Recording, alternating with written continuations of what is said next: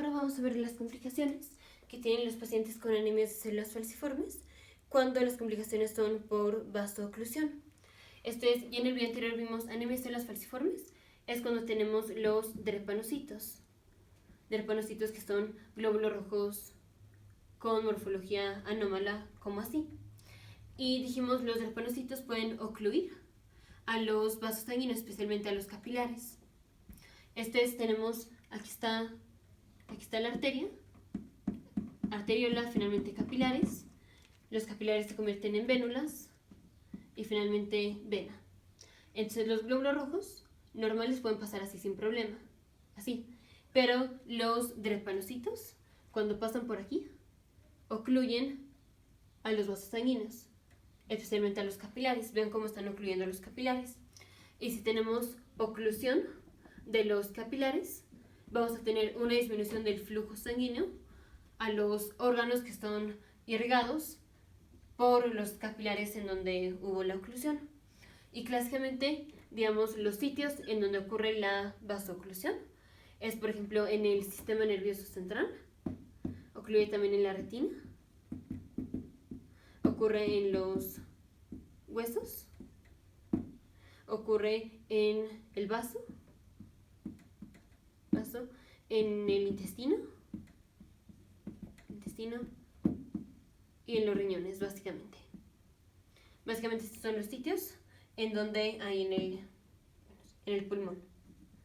Estos son los órganos en donde más probabilidad tenemos de que se haga una vasooclusión de los capilares que irrigan pues estos órganos.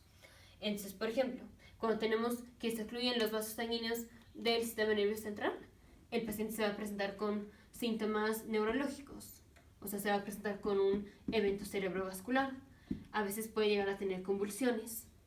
Cuando tenemos oclusión de los vasos de la retina, el paciente va a tener infarto de la retina y eso se va a presentar con trastornos visuales. Cuando tenemos aquí oclusión de los huesos, digamos, esta la podemos dividir en dos. Oclusión de los huesos, digamos, una es forma crónica, que es cuando el paciente va a venir con necrosis avascular del hueso, que es pues cuando ya se está muriendo el hueso. Y la otra es, podemos decir, presentación aguda, que es cuando el paciente viene con dactilitis. Dactilitis, que es inflamación, hinchazón y dolor de los dedos, porque tenemos infarto de los huesos, pero esa es de forma aguda, que es la dactilitis, que es muy dolorosa, y la otra es la crónica, que pues ya es necrosis avascular del hueso. El vaso, tenemos cuando se infarta el vaso, primero vamos a tener hiposplenia, que es una disminución de la función del vaso, esto es hiposplenia funcional, en donde el vaso sigue funcionando, pero pues tiene disminución de la función porque se está infartando. Y esto a largo plazo, finalmente el paciente va a tener lo que se llama autoesplenectomía. Esplenectomía es que quitamos el vaso. Cuando decimos autoesplenectomía, es como si el paciente se quitara el vaso. Ahora, obvio no es que el paciente se quite el vaso, pero aquí el paciente pues va a tener pérdida total de la función del vaso, porque vamos a tener múltiples infartos recurrentes, fibrosis, infartos recurrentes y fibrosis del vaso, en donde finalmente pues el vaso ya no va a tener función. Y en parte por eso se producen los cuerpos o tenemos presencia de los cuerpos de Howell-Jolly, que es lo que vimos en el video anterior.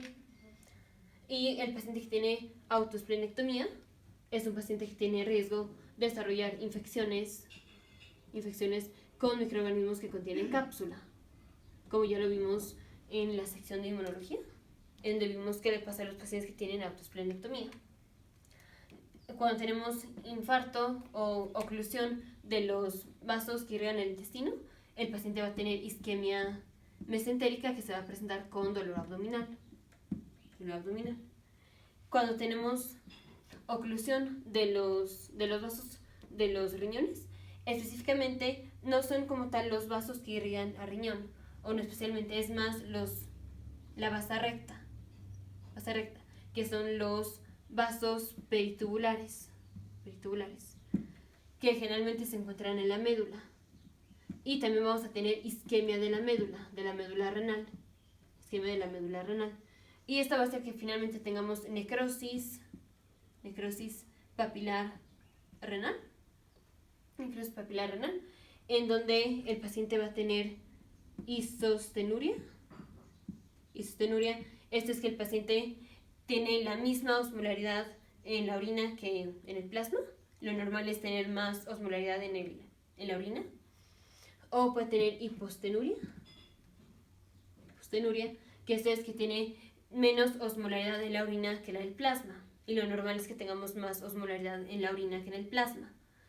También se va a presentar con proteinuria y anemia macrocítica. No, anemia no, con hematuria macroscópica. Ahora, todo esto es para pacientes homocigotos. Los heterocigotos generalmente no se presentan con ninguno de estos, salvo con la necrosis papilar renal, pero ellos no tienen, digamos, tanta isquemia o tanto infarto de los riñones como los homocigotos. Ellos solo tienen, daño leve que produce una hematuria microscópica. Y aparte, estos pacientes tienen riesgo de tener infección de vías urinarias. Pero todo esto es clásico de los pacientes homocigotos. Los heterocigotos no, salvo hematuria microscópica. Y me faltó la del pulmón. La del pulmón, esto es, el paciente se presenta, ya voy a borrar y lo voy a poner aquí.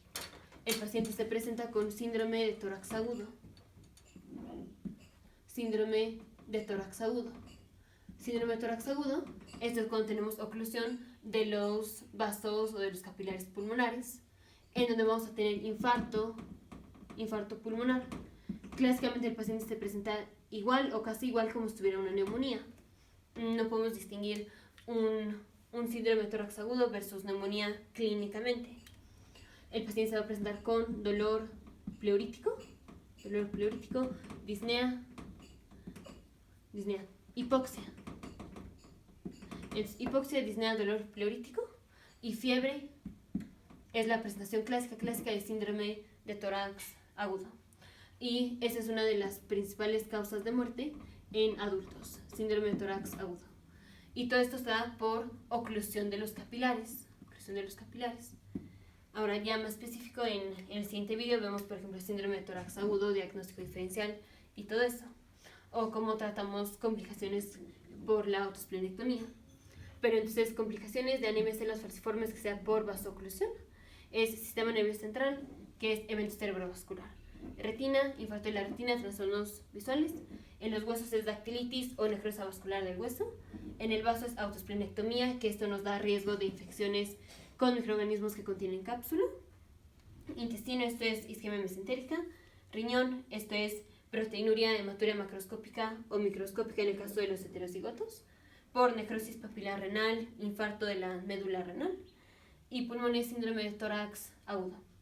Y otros son los pacientes que vienen con priapismo, que esto es porque tenemos oclusión del plexo prostático, que esto también, el priapismo, solo se da en los pacientes homocigotos. Nos vemos en el siguiente video, futuros médicos, científicos e ingenieros.